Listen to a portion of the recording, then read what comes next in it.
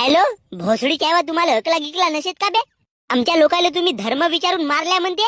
बे गण्या, माझ्याकडे फोन दे, याची माय बहीण घेतो मी. अगा थांब गा बावा, याच्या भोकाचा थांबू बे मी. आता मी तुमचा पुरा देश उडवीन. अगा बावा, हा देश उडवीन म्हणते. अबे माकू हे प्यायवा, जिलेबीवरच्या माशा उडवणी नाही जम. चालायवा देश उडवाल का बे? इकडून आंबा फेकून मारीन तर तिकडे तुमच्या डोक्यावर छाप उमटल. अबे गण्या, तू माझ्याकडे फोन दे बे, याची माय बहीण घेतो, मजाक नाही. थांब ना गा बावा, धीर धर ना. कायच्या आमट्याचा धीर धरू बे मी? पंतप्रधानाला फोन लावून सांगू का या सिंधू नदीचा पाणी बंद कर म्हणून? अर्धा पाकिस्तान मग मूत पेऊन जगल. भोसडीचे हरामखोर.